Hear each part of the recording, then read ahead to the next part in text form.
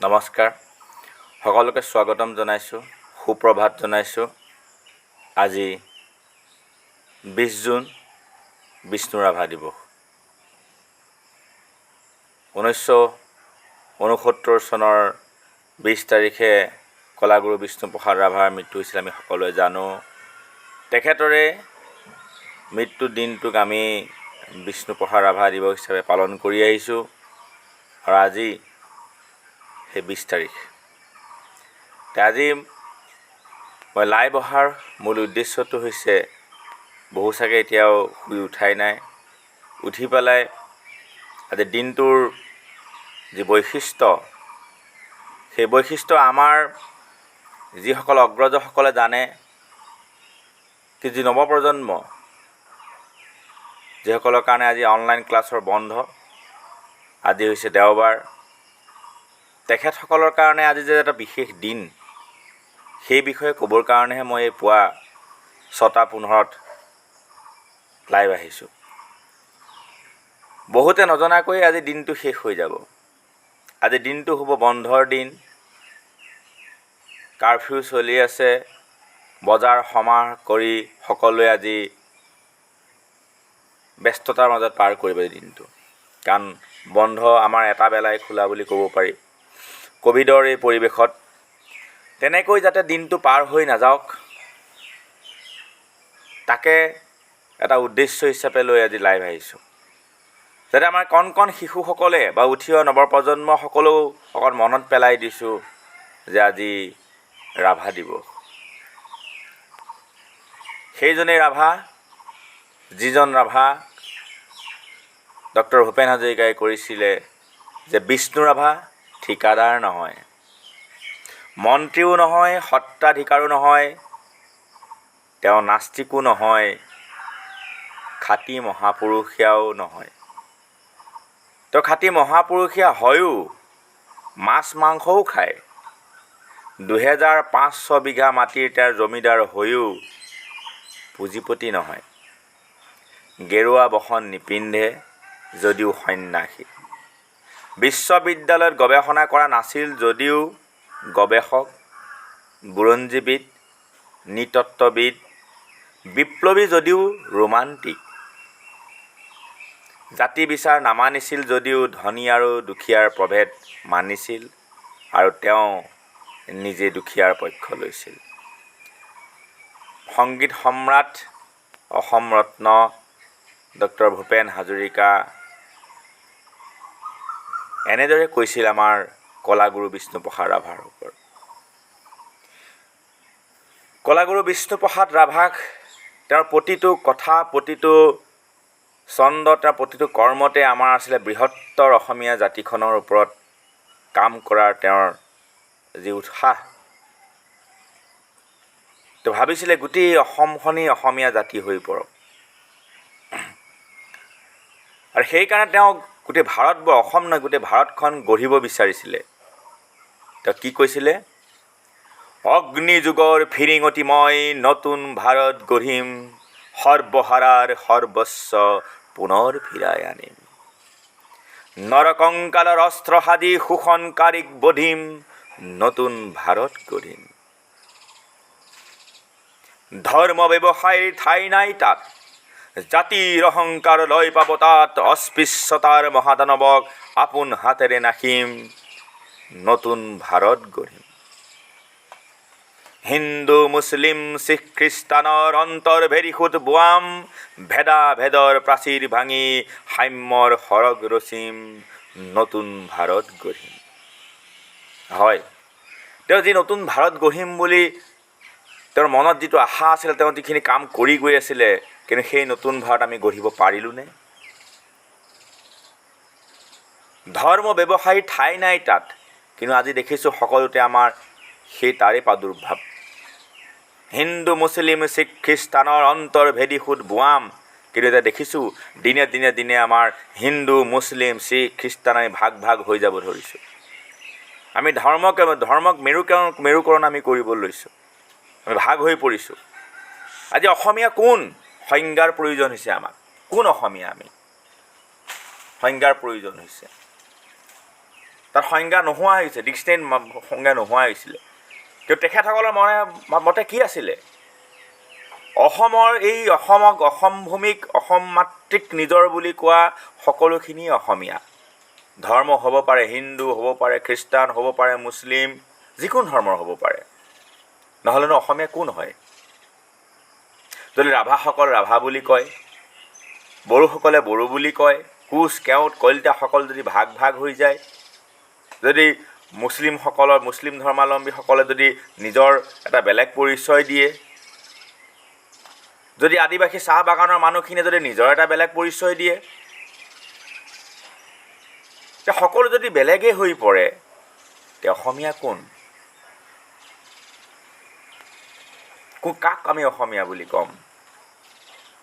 সেইকাৰণে এই বৃহত্তৰ অসমীয়া জাতিৰ কাৰণে, বৃহত্তৰ অসমীয়া জাতি গঠন কৰিবৰ কাৰণে বিষ্ণুপ্ৰসাদ ৰাভাই অগ্নিযুগৰ ফিৰিঙতি হ'বলৈ কৈছিলে। তেখেতে সেই তাহানিতে লেখা সেই কবিতাসমূহ, 60-70 দশকতে লেখা সেই কবিতাসমূহৰ আজিও কিন্তু অতি গুৰুত্বপূৰ্ণ এটা বিষয় হৈ আছে। তেতিয়াই তেওঁলোকে চিন্তা কৰিছিলে,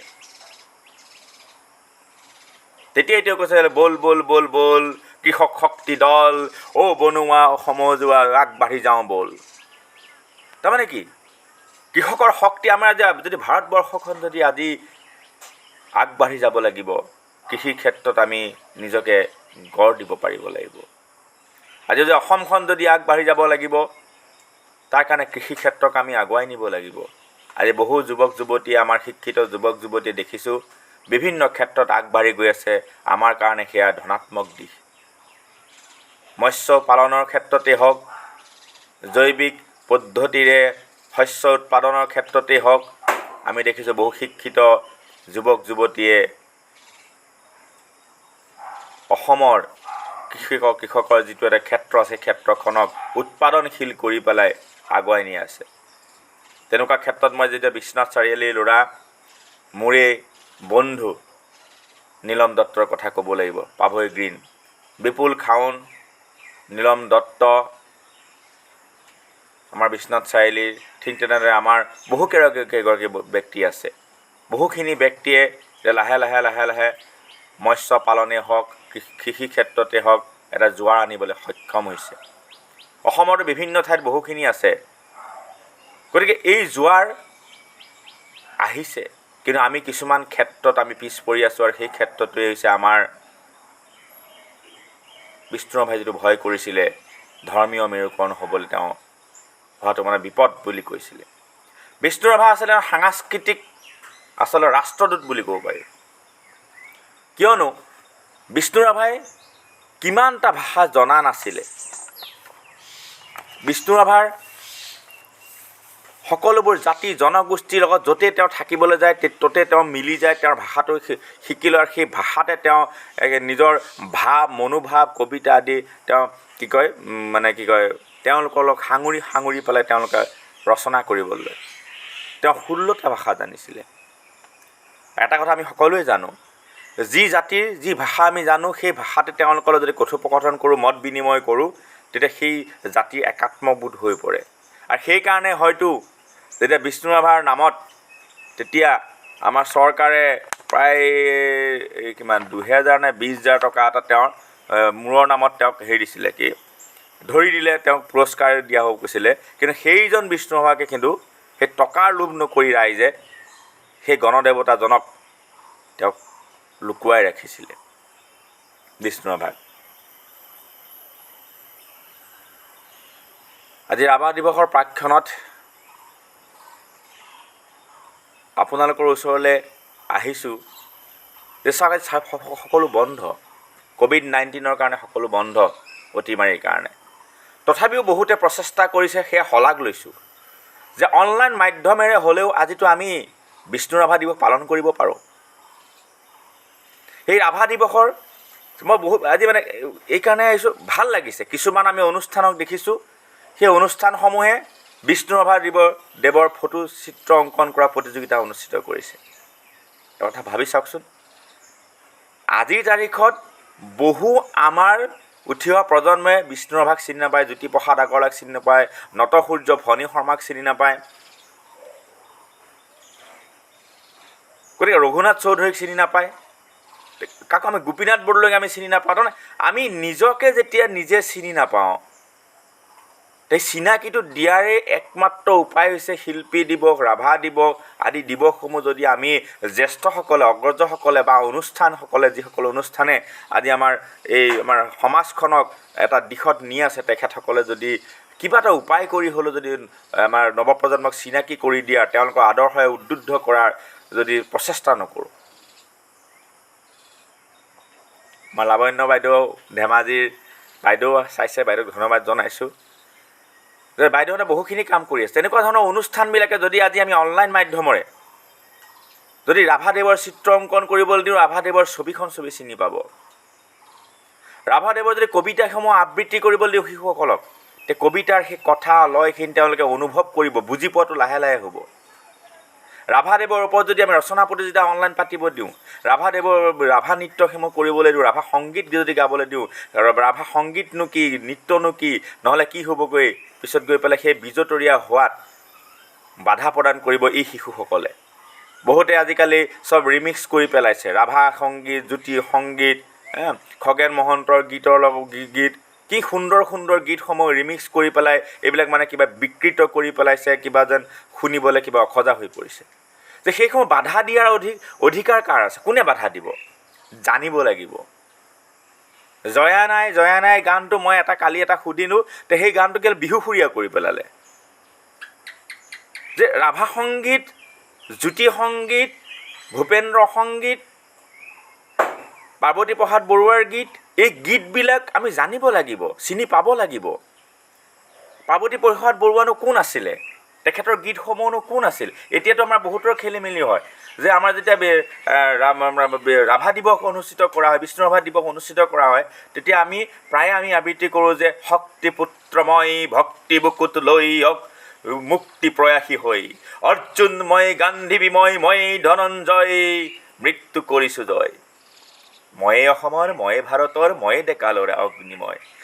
এই যে কবিতাটো আবৃত্তি কৰি আছোঁ, এই কথাখিনিত কিমানখিনি অনুভৱ সোমাই আছে।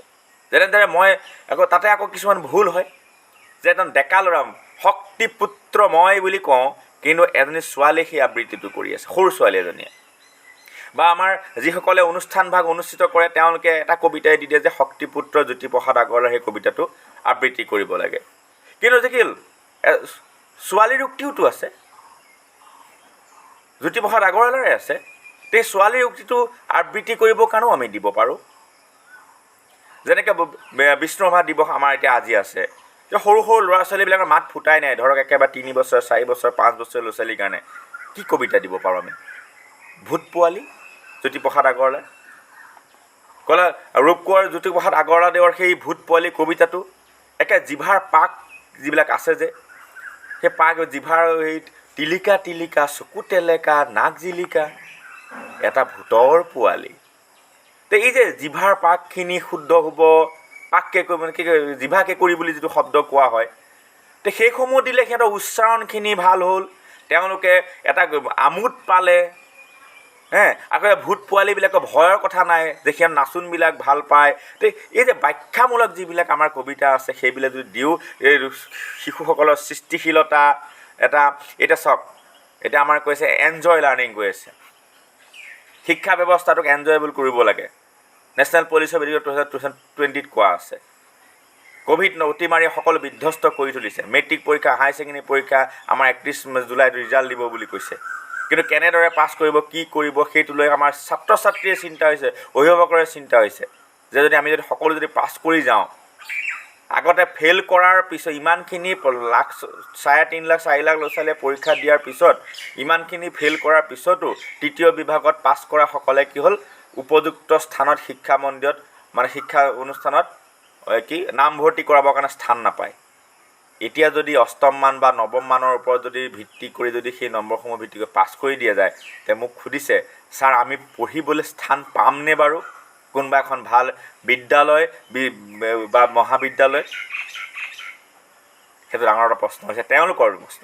গতিকে সেই তেনেকুৱা এটা সময়তে যদি আমি অনলাইন মাধ্যম ব্যৱহাৰ কৰি এনজয় অফ লাৰ্ণিং যদি কৰিবৰ কাৰণে যদি এই যে কবিতাসমূহ গীত মাত কবিতা চিত্ৰাংকন ৰচনা প্ৰতিযোগিতা যদি আমি অনলাইন কৰিবলৈ যাওঁ, তেওঁলোকৰ সৃষ্টিশীল মনটো জাগ্ৰত হ'ল। অকল মোবাইলতে আৰু ছায়েন্স মেথছ কেমেষ্ট্ৰি এইবিলাক লৈ পেলাই ব্যস্ত হৈ থকা, এইবিলাক হোমৱৰ্ক লৈ ব্যস্ত হৈ থকা ছাৰৰ কথা শুনি আছে এতিয়া। অনলাইন লাৰ্ণিং কিনো হৈ গৈছে, কি চাইল্ড চেণ্ট্ৰিক লাৰ্ণিং হোৱা নাই, টিচাৰ চেণ্ট্ৰিক লাৰ্ণিং হৈ পৰিছে অনলাইন শিক্ষা ব্যৱস্থাটো। শিশুকেন্দ্ৰিক শিক্ষা হোৱাই নাই, কাৰণ অকণমান যিকণ সময় আমি অনলাইন পাওঁ সেইকণ সময় শিক্ষকে ছাত্ৰ ছাত্ৰীক বুজাই থাকে, কাৰণ আমিতো এক্টিভিটি কৰিব নোৱাৰোঁ বা ছাত্ৰ ছাত্ৰীক আমি সেই বস্তুটো তোমালোকে তেওঁলোকৰ চাইল্ড চেণ্ট্ৰিক কৰি পেলাই আমি কৰিবৰ কাৰণে আমাৰ ইমান নেট নাথাকে, আমি সিমানখিনি সময় নাপাওঁ, কাৰণ আকৌ বেলেগ ক্লাছ কৰিবলগীয়া বা ছাত্ৰ ছাত্ৰী সিমানখিনি নেটৰ পাৱাৰ নাথাকে। গতিকে এই অনলাইন শিক্ষককেন্দ্ৰিক শিক্ষা ব্যৱস্থাৰ এটা বৰিং যিটো বস্তু, অতি বৰিং। মই ভাষণ দি আছোঁ, ধৰক আপোনালোকে কেইজনমানে চাই আছে, এইটো কি হয়, অকণমান যদি কিবা এটা ভাল পাইছে তেতিয়া ভাল লাগিছে, কিন্তু তাতকৈ বৰিং। সেই বৰিঙৰ মাজত, আমনিদায়ক সময়ৰ মাজত এই যে এতিয়া ধৰক মই বাহিৰত আজি ভিডিঅ'টো কৰিছোঁ, লাইভটো, চৰাইৰ মাত, বাহিৰৰ পৰিৱেশ, এটা ৰুমৰ ভিতৰত ফেন লাইট লগাই AC লগাই বন্ধ কৰি ক্লাছ কৰি আছোঁ, আৰু বাহিৰলৈ আহি পেলাই চৰাই চিৰিকটি মাতৰ চাওক কি সুন্দৰ। এই যে চিফুং বাঁহীৰ সুৰ, বিষ্ণু ৰাভাৰ সেই গোটেইখিনি আমাৰ তেওঁৰ যিটো পাণ্ডিত্য, তেওঁৰ যিখিনি সৃষ্টিৰাজি, সেইখিনি যি পৰিচয় কৰাই দিয়া আমাৰ শিক্ষক সমাজৰ লগতে জ্যেষ্ঠ বা অগ্ৰজসকলৰ লগতে অনুষ্ঠানসমূহৰ দায়িত্ব আছে। আজি আপোনালোকৰ অনলাইন ক্লাছত দেওবাৰে বন্ধ হ'ব পাৰে, অনুৰোধ জনাইছোঁ আপোনালোকক। আজি দেওবাৰৰ ক্লাছটো আপোনালোকে যদি দিৱস পাতিবৰ কাৰণে আপোনালোক অসমৰ্থ হয়, নালাগে পাতিব। এজন শিক্ষক হিচাপে আপোনালোকে অনলাইন ক্লাছত কওক যে আজি তোমালোকে বিষ্ণু ৰাভাৰ কিবা কবিতা এটা আবৃত্তি কৰি মোক শুনোৱা, গুগল মিটত। কোনোবাই নাচি মোক দেখুওৱা, গুগল মিটতে পাৰে এইটো। ধুনীয়াকৈ তেওঁলোকে তেওঁৰ জেগাত কি কয় মোবাইল এটা লগাই দিলে, আৰু লগে লগে চবেই চাই আছে গুগল মিটত, 100জন মানুহ একেলগে চাব পাৰে। এগৰাকী ছোৱালীয়ে নাচি আছে, কেমেৰাটো ঠিক কৰি থ'লেই হ'ল, কোনোবা এজনে ধৰি আছে, কোনোবা এজনে কবিতা আবৃত্তি কৰিছে, শিক্ষক শিক্ষয়িত্ৰীসকলে এই বিষ্ণু ৰাভাৰ ওপৰত দুই এষাৰ কথা কৈছে, যি কথা আমাৰ ছাত্ৰ ছাত্ৰীসকলে নাজানে। জন্ম মৃত্যুখিনি কিতাপত পাই যাব, কিন্তু তেওঁৰ গুণখিনি, গুণানুকীৰ্তনখিনি কেনেকৈ গম পাব? কিয়নো আমি বিষ্ণু ৰাভাক ভাল পাব লাগে, কিয়নো জ্যোতিপ্ৰসাদ আগৰৱালাক আমি জানিব লাগে? জানিলেনো আমি কি হ'ব? সুবিধাটোনো কি? নাজানিলেনো কি হ'ব?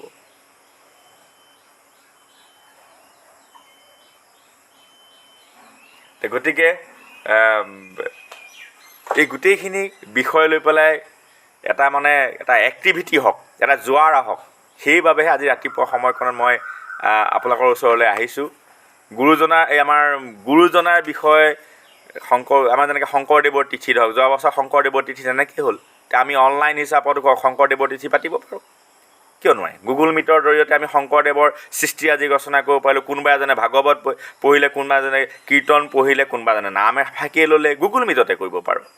বা কোনোবাই ভিডিঅ' এটা কৰি পঠিয়াই দিলে, শিক্ষকজনে সেই শংকৰদেৱৰ তিথিৰ দিনাখন দুই এষাৰ শংকৰদেৱৰ বিষয়ে ক'লে। তো এনেদৰে যদি আমি কৰি থাকোঁ, আমাৰ যিটো পাঠভিত্তিক যিটো শিক্ষা, সেই পাঠভিত্তিক শিক্ষাৰ লগতে যিটো আমাক যি লাগে, যেনেকৈ বজাৰলৈ গ'লে অংকও লাগিব, বিজ্ঞানো লাগিব, সমাজ বিজ্ঞানো লাগিব, সকলো লাগিব। ছাত্ৰ ছাত্ৰীয়ে ভাবে আমাৰনো ইয়াত কি প্ৰয়োজন? ত্ৰিগোণমিতিৰ কি প্ৰয়োজন? বিষ্ণু ৰাভাৰ কি প্ৰয়োজন? শংকৰদেৱৰ কি প্ৰয়োজন? ৰূপকোঁৱৰ জ্যোতিপ্ৰসাদ আগৰৱালাৰ কি প্ৰয়োজন? আমিতো তেনেকৈয়ে চলি আছোঁ, খাইছোঁ, বহিছোঁ, শুইছোঁ, ক'তনো কি লাগে? কিন্তু আমি খাওঁতে, বওঁতে, শুওঁতে, কথা পাতোঁতে, প্ৰত্যেকটো খোজতে এইসকল ব্যক্তিৰ প্ৰভাৱ আমাৰ ওপৰত পৰি আছে। আমি এইটো কৰিবলৈ বেয়া পাওঁ, এনেকৈ থাকি বেয়া পাওঁ, এনেকৈ খাই বেয়া পাওঁ, ভাতটো এনেকৈ দিবা, ভালকৈ দিবা, দেখিবলৈ বেয়া লাগে নহয়। যদি কোনোবাই কয় ভাতে ভাজিয়ে দালিয়ে চালিয়ে সকলো একেলগে দে খা, ক'ব যে পেটত গৈতো একেই হ'ব, তেনেকেই খা। গোসাঁই ঘৰলৈ যায়, নাম গায়, ভাগৱত পাঠ কৰে, বিদ্যালয়লৈ গ'লে বোলে স্কুললৈকে গা ধুই যাব লাগে, গা ধুই নগ'লেতো পঢ়িব পাৰি। বিহুৰ সময়ত মা দেউতাক সেৱা কৰিব লাগে, জ্যেষ্ঠজনক সেৱা কৰিব লাগে, জ্যেষ্ঠজনক তই বুলি নামাতে, আপুনি বুলি মাতে। এই যে গোটেই এই শিষ্টাচাৰসমূহ আমি এখন বৃহত্তৰ অসমীয়া সমাজ হিচাপে গঢ় লৈ আছোঁ।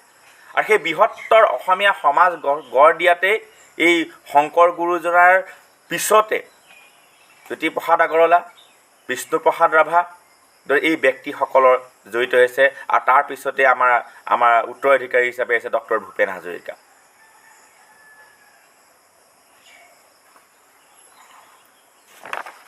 শেষত আমাৰ এতিয়া আজি আমি অনলাইন বিভিন্ন আজি অনুষ্ঠানৰ লগত জড়িত হৈ আছোঁ।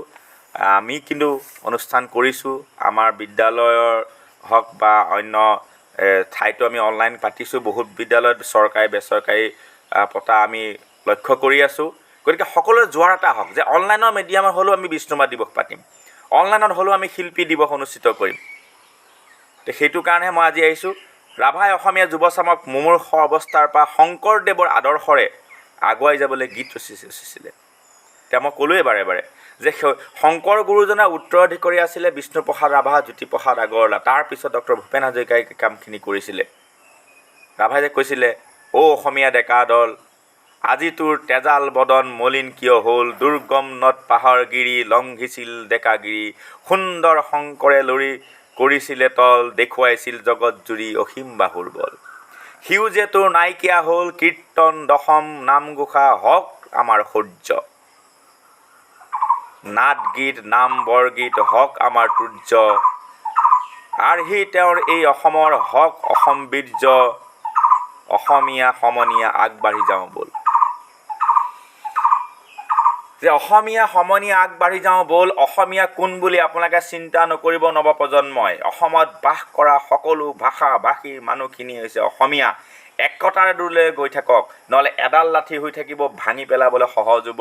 আমি সকলো অসমীয়া বুলি ভাবক, যি ধৰ্মই নহওক, যেনেকুৱা ব্যৱস্থাৰ মাজে নাযাওক, সকলো কিন্তু এই শংকৰদেৱৰে গঢ়া আমি অসমখনত আছোঁ। জ্যোতি বিষ্ণুৰ আদৰ্শৰে আমি আগবাঢ়ি যাব লাগিব। মৃত্যুৰ সময়ত কলাগুৰু বিষ্ণুপ্ৰসাদ ৰাভাই ফণী শৰ্মাক কৈছিল, নটসূৰ্য ফণী শৰ্মাক, 1969 চনৰ 20 জুনত কিবা কৈ আছে। তেওঁ ফণী শৰ্মাই বুজি পোৱা নাই। তেওঁ ফণী শৰ্মাই গৈ পেলাই কাণখন লৈ পেলাই ওঠত লগাই পেলাই শুনিছিলে কি কৈ আছেনো বিষ্ণু ৰাভাই। তেওঁ কৈছে, তেওঁ শুনিছিলে অস্ফুট মাততে, নতুন গীতৰ ৰচনা কৰি আছোঁ, এই মোৰ শেষ গান, পৰজনমৰ শুভ লগনত। এজন ৰোমান্টিক কবি আছিলে, এজন বিপ্লৱী আছিলে। কি নাছিলে ভূপেন হাজৰিকাৰ গোটেইখিনি কথাটো মই কৈয়ে দিছোঁ। তেখেতক গোটেই বিষয়বিলাক ব্যাখ্যা কৰাৰ প্ৰয়োজন নাই, মোতকৈ বহু মানুহে জানে। কিন্তু আমি যিখিনি জানো সেই বস্তুখিনি অধ্যয়ন কৰি আজি এই যিখন যে বহীখন আপোনালোকে দেখিছে, এই বহীখনত এজন শিক্ষক হিচাপে অধ্যয়ন কৰিছোঁ, বিভিন্ন বিষয়ৰ ওপৰত সকলো সন্নিৱিষ্ট কৰিছোঁ। কাৰণ মই জানিব লাগিব, মই জানিলেহে মোৰ ছাত্ৰ ছাত্ৰীসকলক বা মোৰ সৰু সৰু নৱপ্ৰজন্মসকলক মই জনাব পাৰিম শুদ্ধ তথ্য। সেইকাৰণে আমি এই দিৱসসমূহক আজিৰ তাৰিখত আমি সেই তেনেকুৱা ধৰণৰ এটা পৰিকল্পনা লওঁ আহক। আজি মোৰ বহুত ছাত্ৰ ছাত্ৰীও ইয়াত আহিছে, অনলাইনত লাইভত তেওঁলোকে আহিছে। তেওঁলোকৰ এটাই দাবী থাকে সদায় যে ছাৰ আপুনি এটা কবিতা আবৃত্তি কৰক। গতিকে আজি মোৰ প্ৰগ্ৰেম আছে, মোৰ বিভিন্ন ধৰণৰ অগ্নিযুগৰ ফিৰিঙতি মই কবিতাটো প্ৰথমতেই আৰম্ভণি হওঁতে মই ব্যাখ্যাও কৰিলোঁ আৰু আবৃত্তিও কৰিলোঁ। শেষত এই লাইভৰ শেষত মই এটা যিটো কবিতা, সেই কবিতাটো আবৃত্তি কৰি শেষ কৰিম। আপোনালোকৰ ওচৰলৈ বাৰে বাৰে কৈছোঁ যে লাইভ আহিছোঁ এই কাৰণেই, যাতে আজিৰ দিনটো খাই বৈ শুই এটা আগৰ দেওবাৰৰ দৰে ৰবিবাৰৰ দৰে বন্ধৰ দিন হিচাপে যাতে আপোনালোকে অতিবাহিত নকৰি সেই অসমীয়া জাতিক গঢ় দিয়া সেই ব্যক্তি কলাগুৰু বিষ্ণু ৰাভাক অকণমান হ'লেও স্মৰণ কৰক। কিবা কাৰণ কোনেও একো কৰিব পৰা নাই, প্ৰতিযোগিতা দিব নালাগে, অংশগ্ৰহণ কৰিবলৈ মন যোৱা একো কৰিব নালাগে, অন্তত ঘৰখনত ৰাভা সংগীতটো লগাই থওকচোন। টিভিত আপোনালোকে বাৰু কিবা টিভিত দিবই পাৰে, কিন্তু মোবাইলৰ ৰাভা সংগীতটো লগাই শিশুসকলক শুনিবলৈ দিয়ক। এইজন জ্যোতিপ্ৰসাদ আগৰৱালা, এইজন বিষ্ণুপ্ৰসাদ শুনকচোন, গানটো লগাই থওক। আপোনাৰ হোম থিয়েটাৰত আজি ৰাভা সংগীত শুনকচোন। অনুৰোধ জনাইছোঁ, মই আপোনালোকক কৰিবলৈ কোৱা নাই। কিয় জানেনে? অন্তত আপুনি শুনিব, আপোনাৰ ওচৰৰ ঘৰ কাৰোবাৰ যদি মোবাইল নাই, একো নাই, কিন্তু তেওঁলোকে পৰিৱেশ এটা হ'ব। ৰাভা সংগীত যেতিয়া আজি গাঁৱৰ চুকে কোণে, টাউনৰ চুকে কোণে যদি আপোনালোকৰ দোকান ঘৰত যদি দোকান যদি খুলিবলৈ যাব, এতিয়া তেওঁলোককো সেই ব্যৱসায়ীসকলকো মই অনুৰোধ জনাইছোঁ, আপোনাৰ দোকানত যদি আপোনালোকৰ সেনেকুৱা সুবিধা আছে, লগাওকচোন ৰাভা সংগীত। ঘৰত লগাওক, অনুষ্ঠানসমূহত লগাওক, দোকানত লগাওক, মোবাইলত লগাওক, আজি ৰাভা সংগীতেই শুনকচোন। এটা এনেকুৱা জাগৰণ এটা হ'ব, এটা ভাল পৰিৱেশ। আজি বিষ্ণু ৰাভা দিৱস, কিমান ভাল লাগিছে। সকলোতে ৰাভা সংগীত, পৰজনমৰ শুভ লগনত গান বাজি আছে, আহা হা কৃষক শক্তি দল বাজি আছে, জয়া নাই বাজি আছে। কিমান সুন্দৰ এটা পৰিৱেশ হ'ব চাৰিওফালে। সেইটোতো আমি কৰিব পাৰোঁ। গাড়ীত গৈ আছোঁ, গাড়ীত আমি ৰাভা সংগীত, জ্যোতি সংগীত আদি শুনিব পাৰোঁ। আমাৰ নৱপ্ৰজন্মই চিনি পাব এইটো ৰাভা সংগীত, জ্যোতি সংগীত। ইয়াৰ ঠেউটো দেখোন বেলেগ, আমি বেলেগ, মানে ইয়াৰ যিটো গানৰ সুৰটো বেলেগ, ইমান মিঠা, ইমান সুন্দৰ। সেইটোতো আমি কৰিব পাৰোঁ। তাৰ কাৰণেতো কাকো মানে অনুষ্ঠান প্ৰতিষ্ঠান প্ৰতিযোগিতাৰ কাৰণে বা কিবা একো নাই, সকলোৱে আমি কৰিব পাৰোঁ।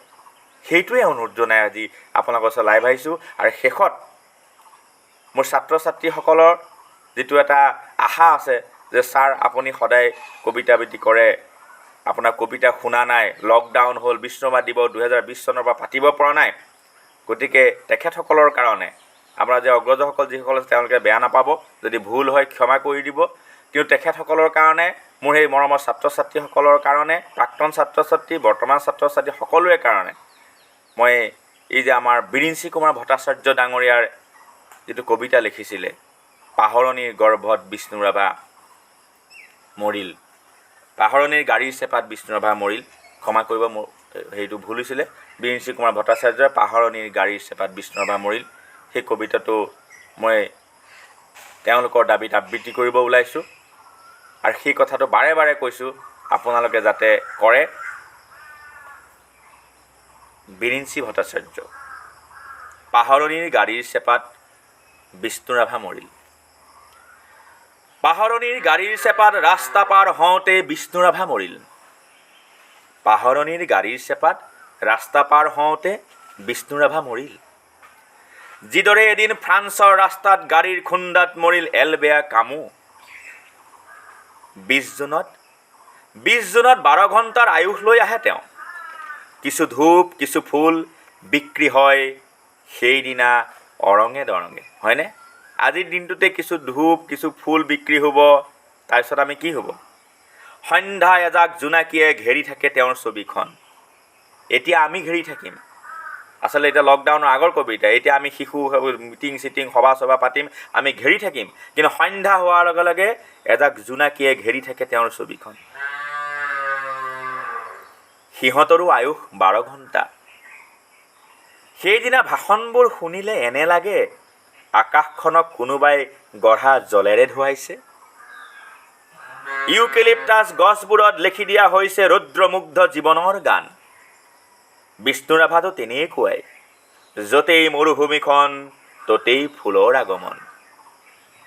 জন্মভূমিৰ চৰণধ্বনি তেওঁৰে কাণত প্ৰথম পৰিছিল। তেওঁৱেই প্ৰথম পলাশ বনত ৰক্তৰঙা মশাল জ্বলাইছিল। নীল ৰুমালেৰে কপালৰ পৰা তেওঁৱেইতো প্ৰথম শ্ৰমিকৰ ঘাম মুচি দিছিল। তেওঁৱেইতো প্ৰথমে ঘৰে ঘৰে চৰাইৰ গান ঘৰে ঘৰে ফিৰাই আনিছিল। অথচ তেওঁৰে হৃদয়ৰ আলোকিত ঝংকাৰ, প্ৰেমৰ পুলকিত উন্মেষ, কাৰুকাৰ্যৰে ভৰা তাণ্ডৱ নৃত্যৰ পদধ্বনি, চিয়াঁহীৰ বৰণ সলাই সলাই লিখা মুক্তিৰ গান আজি পাহৰণিৰ পুঞ্জ পুঞ্জ এন্ধাৰৰ গৰ্ভত। 20 জুনৰ পাছত ফুলবোৰ মৰহি যাব, জোনাকীবোৰ গুচি যাব, ফটোখন সাহিত্য সভাই প্ৰকাণ্ড পেৰাটোত ভৰাই থ'ব। তাৰ পাছত পাহৰণিৰ গাড়ীৰ চেপাত ৰাস্তা পাৰ হওঁতে বিষ্ণুৰাভা মৰিব।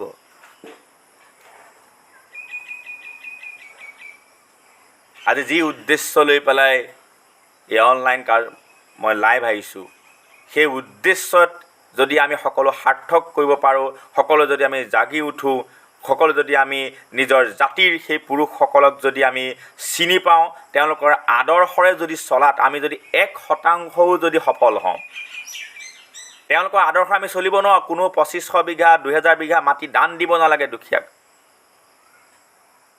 তেওঁলোকৰ দৰে আমি হ'ব নোৱাৰোঁ। কিন্তু তেওঁলোকে যি ভাবিছিলে আমি হিন্দু মুছলিম শিখ খ্ৰীষ্টানৰ ভেদাভেদটো বাদ দিব পাৰোঁ, একে অসমীয়া বুলিতো আমি নিজকে কৰিব পাৰোঁ, জাতিটোৰ প্ৰতিটো চিন্তা এটা কৰিব পাৰোঁ।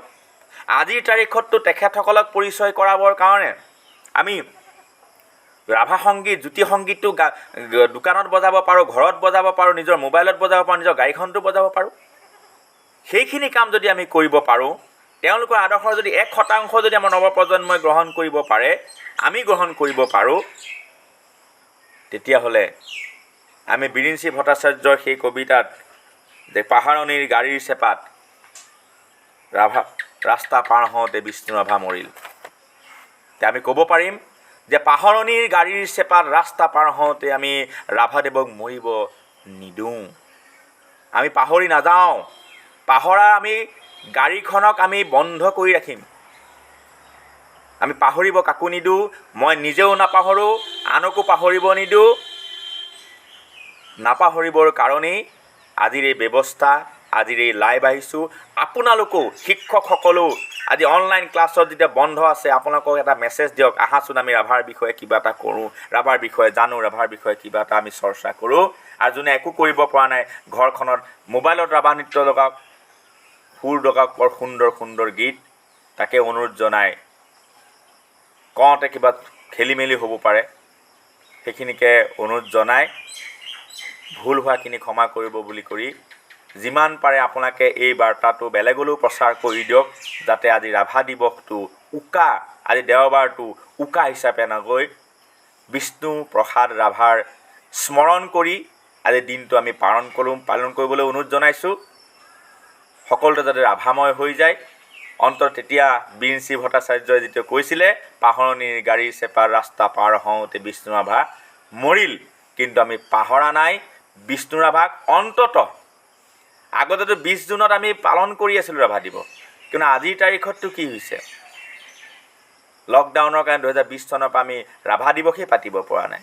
বাকীসমূহ দিনত আমি মনত পেলাওঁ বা নেপেলাওঁ, কিন্তু আজিৰ তাৰিখটোততো আমি মনত পেলোৱা উচিত। প্ৰতিজন অসমীয়াই হিন্দু মুছলিম শিখ খ্ৰীষ্টান সকলো বাদ দি আহকচোন অগ্নিযুগৰ ফিৰিঙতি হওঁ, নতুন ভাৰত গঢ়ো, সৰ্বহাৰাৰ সৰ্বস্ব পুনৰ ফিৰাই আনো, নৰকংকালৰ অস্ত্ৰ সাজি শোষণকাৰীক বধো, নতুন ভাৰত গঢ়ো।